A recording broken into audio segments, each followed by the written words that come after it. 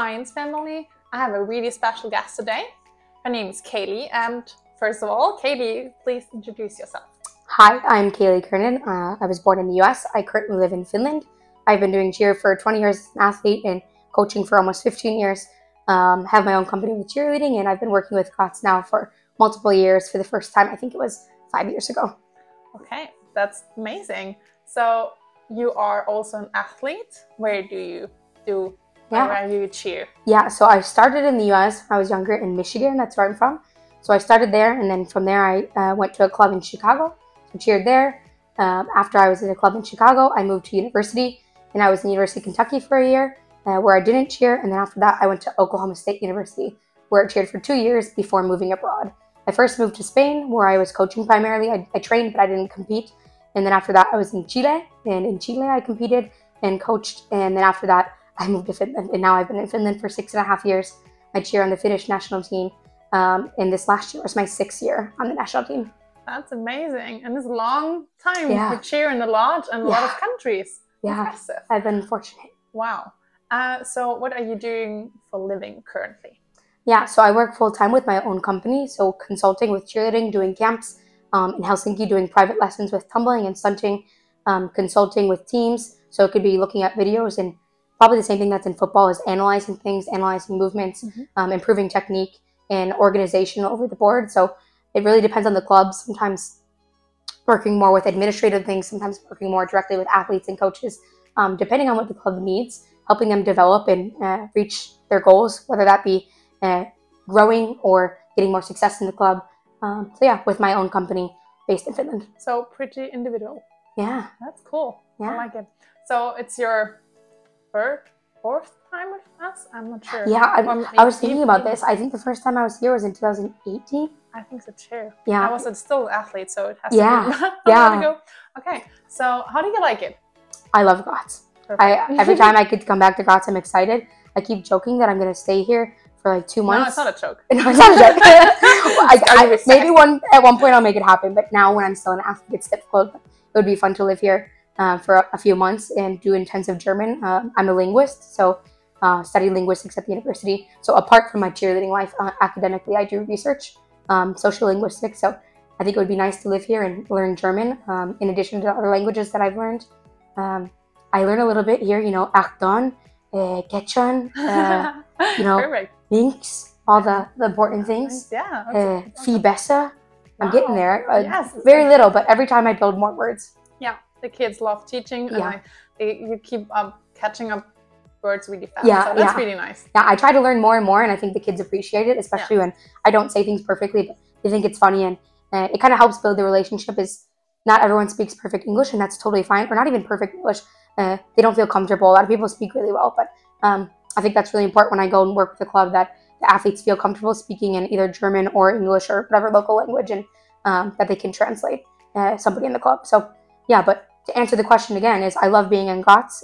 Every time I'm here, now I'm biking the city. I feel like a local. So thankfully, Giants got me a bike, or it was somebody's bike.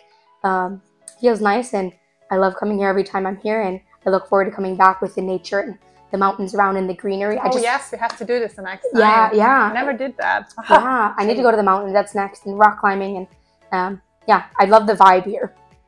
So maybe it's a hard question to answer, but you like coaching, or you are coaching every level. Is there like your favorite level? Do you have a favorite level?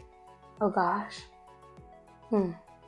Maybe for coaching or for being an athlete, but for being an athlete. Yeah, of course, being an athlete, level 6 is my favorite. Of course, because you can do the most amount of things. Coaching, maybe it's not the level, maybe it's more of the team that you have. So making the development of the team spirit, and having the team that really, it's really hard to coach when you go somewhere and the athletes are kind of like they don't have the motivation. So this can be in level 1 through 6. Whatever team has that kind of team dynamic and that fire to get better, and just working together. I think that's what makes it really enjoyable. So regardless of the level, it's the team dynamic that's built through the coaches and the athletes and the club, and how they're supporting the coach's development, the athlete, and the resources that are available. And you have the feeling they are willing to learn. Yeah, exactly. Yeah. Okay. Yeah. Yeah. Nice. That's a good answer, actually. Yeah. I can understand that. So what are you currently doing with the Giants? What are you helping us with? It's like I can just speak for the seniors. Yeah. What are you working with all the other teams? Yeah. All of our teams. Yeah. So currently it's a little bit different depending on the team, because now there's one team that's going to Slovenia for competition next week, or this week already. Wow. Yes. So helping them prepare the routine, cleaning things, adding motions, helping with technique. So making sure that the routine is polished and ready to go have a successful full out at the competition, that the athletes can walk off the floor and be proud of that. So yesterday we actually had the first full out that hit with them. It was phenomenal. With other teams, they don't have a competition, most of them, until June. So now we are a month out. So it's a lot of doing routines, perfecting things, making sure the formations are even, making sure that we're performing. Cheerleading is what separates good and great cheerleading, is the amount that we're performing and really engaging the crowd. That's really what cheerleading came from, is the cheering part. So making sure from the beginning to the end that we're engaging, we're keeping our face to the front and transitioning well. And then on top of that, really the most important, apart from the overall impression, is all the skills. So making sure we have level appropriate skills, building the techniques up. Every year, Graz is stepping it up and getting better, trying to move towards the level 6 next year. I don't think it's a secret, but next year there's going to be level 6. So because Austria is in the premier division in all-girl cheerleading, because they won last year. So moving up here in Graz is going to be really nice, and hopefully sending more athletes to the national team and develop the cheerleading here on the next level, that we're having more and more athletes coming from Graz showing up on the national level. Yeah, we're really proud of that too. Yeah. But yeah, nice that you noticed too.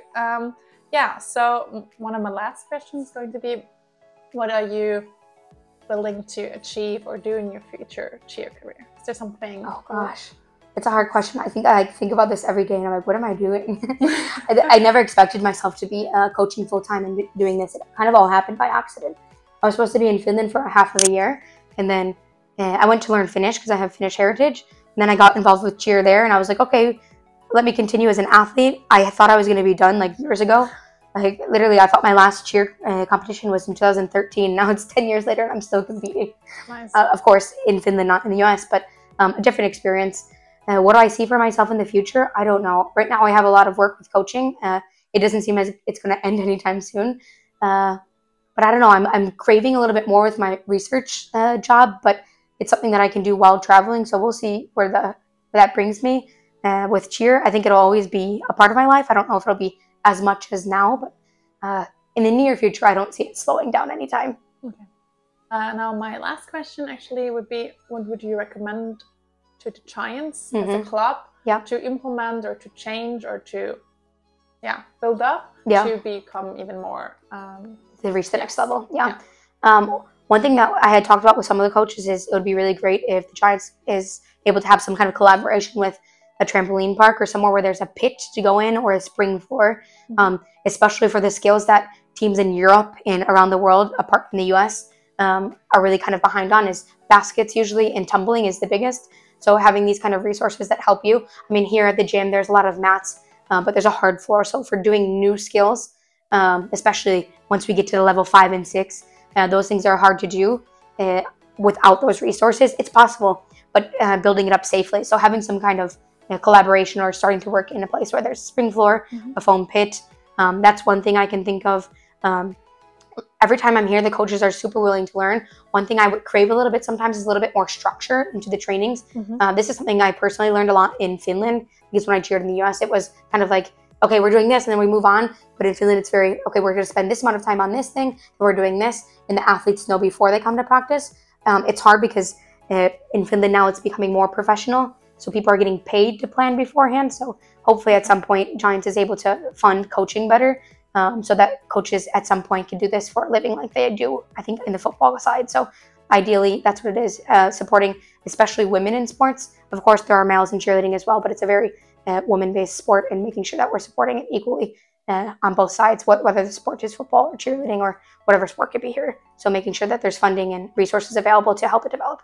Yeah, and I can just only speak for myself. We, as a coaches, put a lot of effort and time and everything love into this. So that will be, of course, a really big thing to help. And also what you said with the cooperation, I think that will be amazing to have and like really help us reach next level. Yeah. Perfect. Yeah. One thing I just want to add to that is of course, it's hard.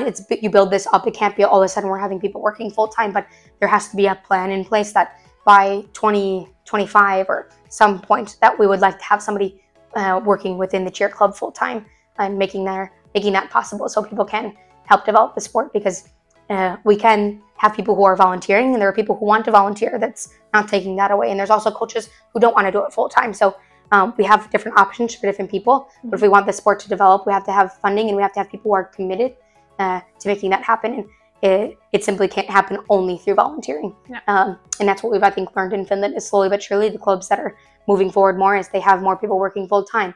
Of course, this raises costs, but in any elite sport, costs start to rise when you get to the elite level. There's always going to be an option, and there should be an option that's affordable for athletes at the lower level. But of course, the higher you get, the more qualified coaches are. And this is in any profession, is the more qualified people are, the more that we're paying, the more trainings that we're requiring them to get so that the quality raises. So not really a critique, more than what I hope for in the future. And not just in Graz, in Austria, and in all countries, is that we can really prioritize all of these things that I just talked about in this question. So we learned a lot from our big cheer star. Really, really happy to have you here. It was a really, really big pleasure. And I'm really excited for the last days with you and hope to get out as much as possible. Yes. So yeah, me I'm so too. excited. Dankeschön. Thanks for having me and look forward to seeing you again in the fall.